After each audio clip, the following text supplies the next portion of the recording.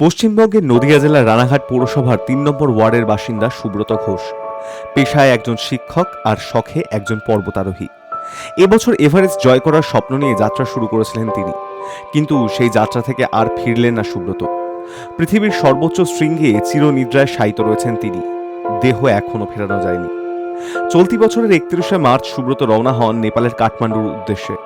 সব ছিল ঠিকঠাক। দীর্ঘ প্রস্তুতি শেষে 10ই মে এভারেস্টের বেস ক্যাম্প থেকে শুরু করেন উপরের দিকে আরোহণ। সেই যাত্রায় তার সঙ্গে ছিলেন খুড়তুতো বোন সুমিত্রা দেবনাথ, যিনি নিজেও একজন অভিজ্ঞ পর্বতারোহী। সুমিত্রা জানান, 10ই মেতে শেষবার দেখা হয়েছিল সুব্রতর সঙ্গে। এরপর 12ই মে ওয়াকিটকির মাধ্যমে শেষ কথোপকথন। তারপরেই নেমে আসে নীরবতা। বরফ আর বাতাসের আড়ালে কোথায় যেন হারিয়ে যান সুব্রত। পর্বত থেকে ফিরে আসেন সুমিত্রা, কিন্তু খালি হাতে। ভাইয়ের মৃত্যুর খবর নিয়ে ফিরেছেন বটে, কিন্তু নেই কোনো চিহ্ন, নেই দেহ। সেই অভিজ্ঞতা এখন তাড়া করে তাকে। চোখ ভেজে ওঠে যখন বলেন, ভাবিনি এভাবে ফিরে আসতে হবে।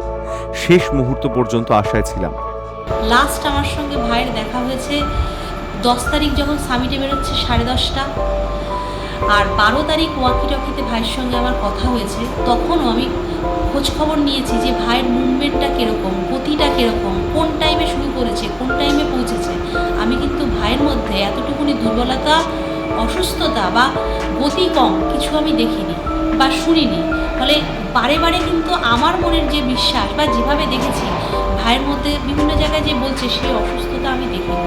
যখন আমরা দেখলাম বা প্র্যাকটিক্যালি বিভিন্ন জায়গা থেকে বুঝলাম যে ভাই মারাই গেছে, তখন আমরা চেষ্টা করেছিলাম ভাইকে অন্তপক্ষে ফিরিয়ে নিয়ে আসার। কিন্তু ওই ওপর থেকে রেস্কিউ করে ফিরিয়ে আনতে গেলে যে খরচটা, সেটা আমাদের পক্ষে করা সম্ভব ছিল না।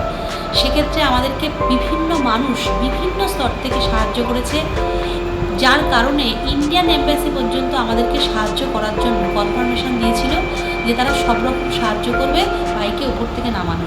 সুব্রত ঘোষের মৃতদেহ উদ্ধারের জন্য পশ্চিমবঙ্গ সরকার, ভারত সরকার এবং নেপাল সরকারের সহযোগিতায় 1,35,00,000 টাকা অনুমোদন করা হয়। 26শে মে রাতে একজন শেরপা রওনা দেন হেল স্টেপের দিকে, সেই জায়গা যেখানে সুব্রত নিখোঁজ হয়েছিল বলে সন্দেহ। কিন্তু 27শে মের পর থেকে এভারেস্টে সমস্ত অভিযান বন্ধ হয়ে যায় প্রতিকূল আবহাওয়ার কারণে। ফলে থেমে যায় মৃতদেহ উদ্ধারের কাজও।